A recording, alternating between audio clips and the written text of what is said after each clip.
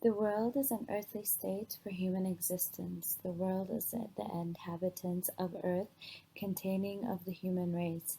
So then, what are the rights of a human being in this world as a refugee? The fluid and limited nature of refugee rights has raised a question about the role of the physical space in the refugee experience. As Nadia Brown would say, bodies have become sites which social constructions of differences are mapped onto human beings, subjecting the body to systematic regimes, such as government regulation, as a method of ensuring the bodies which will behave in socially and politically accepted manners. As we can see through the talk of refugees and migration, seeking refuge is precisely what refugees actually do not have. They don't have this before, during, or after their place on this earth. It's enough. It's it's as though being a refugee is a new kind of human being, and this means the physical body as well. We can automatically look at social politics, which is a social meaning, and the value of aid or care when it comes to life exchange. We can say that there's no distinction when it comes to life or death when it comes to being a refugee. But who decides birth and who decides death? Evidently, it is not the refugees being born into this world or the ones that suffer their way out.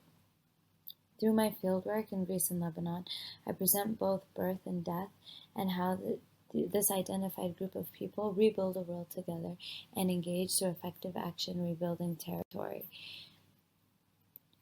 I specifically explore bodies both alive and deceased and how they have become social sites in and of this world.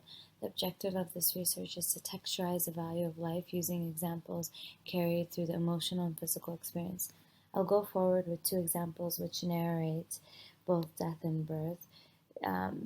And I can say this now that these two are not exclusive, but rather frequently and can exemplify similar cases that exist in refugee dwellings.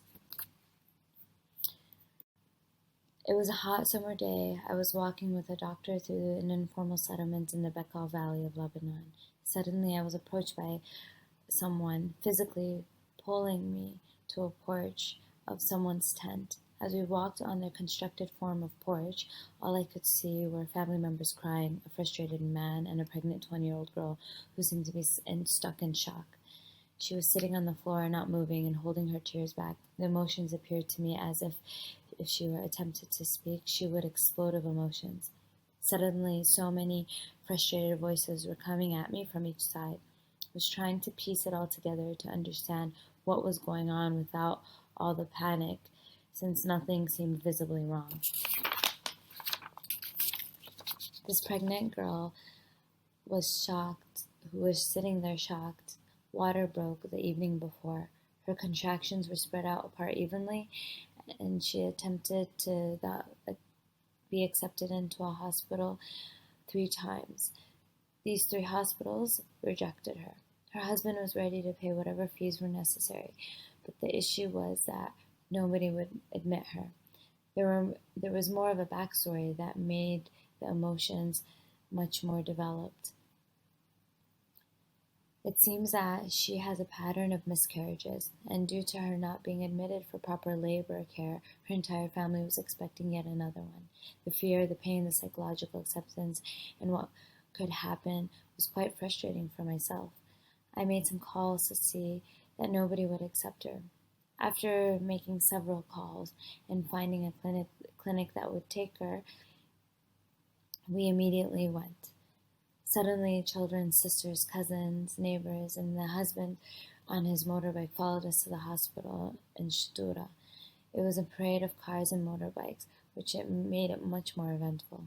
The front desk had been expecting us, and we were sent upstairs for a waiting room. The husband provided all necessary legal paperwork while we waited. We decided to stay with them until they were officially admitted and actually given a bed in a room. While I was there, I felt quite uncomfortable because the family was so grateful and insisted that we were the reason that they were admitted. I felt uncomfortable that there was a social scale to indicate or even consider acceptable.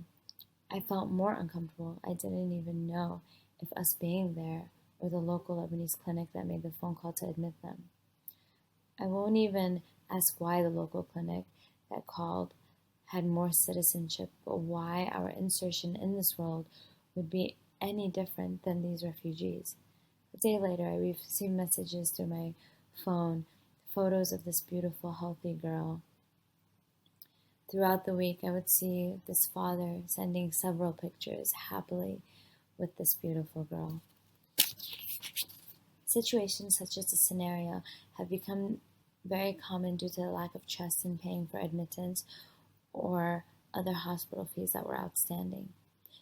This has created a push in giving birth through midwives, which in reality is not ideal for attendant infrastructure, nor does it hold proper sanitation. An alternative is to return to Syria to give birth. Here we see that citizenship, in fact, is built on exclusion as well as basic rights based on identity. And I don't only mean identity of nationality, but identity of their refugeeism. Rights of this existing population is limited or non-existent to the peripheral, which represent the non-refugee community. Hannah Arendt, who has us question what it means of being in the world, allows us to look at the difference of being in the world as an insertion versus an active member of the world. The value of life and needs can be considered since being a human of the world requires to live. My next example will be about ethnographic research written about death. It is also based in the Bekaa Valley of Lebanon. The first time we met was an emotional day. He lay there with his frail, malnutrition body, surprised that any doctor was interested in examining him. Due to his old age, since elderly are often overlooked. As we ask questions regarding his health, he takes long pauses and deep, exacerbated breaths. I wouldn't be sure if he is thinking of what he wants to say or catching his breath. Suddenly he chuckles and begins to cry and says, "I want to feel human again." I knew I wouldn't see him for long, but I still had hope in his strength and happiness. I started to follow his journey as my interlocutor. He started eating more, taking more vitamins, going to physical therapy for free of charge. This allowed him to learn basic movements, which made him more mobile with his hands and his legs. However, his organs were slowly deteriorating. About 5 months later, I knew I was officially about to say goodbye. His tongue was heavy, which complemented his senile age brain.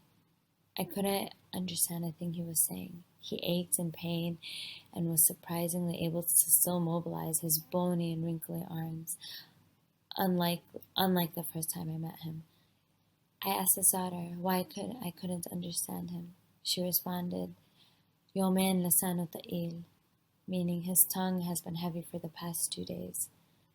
This was the last conversation I had with him, the last time he smiled at me, the last time he spoke to his wife and daughter. This was the last time he felt his aching body. Not much later, he went to coma until his body gave up and found peace. But did it really find peace? During the time I knew him, he never vocalized his internal frustration beyond his physical pain and fear of eating. But that last day, he reflected and referred to the material condition he lived in, how and what he eats, where he sleeps, the discomfort he was in, and how his body couldn't find any relief no matter how much they tried to adapt to their situation. He was referring to the idea of being a refugee and suffering in a situation which never got better. I felt that maybe perhaps he was referring to the political unfairness of why others live better than him. His last day, he felt he needed to express what was going through his mind before he exited this world. It's as though he knew he was leaving. Like many others, he questioned his purpose in leaving Syria. He only left because his family forced him to leave. However, they saw their father and grandfather and husband in a better condition in Syria. Him staying in Syria would have been a risk of dying a quick and traumatic death. But they also realized that he was suffering a long, painful one in this refugee camp. The next concerning step was dealing with the physical body and finding him a grave. Much.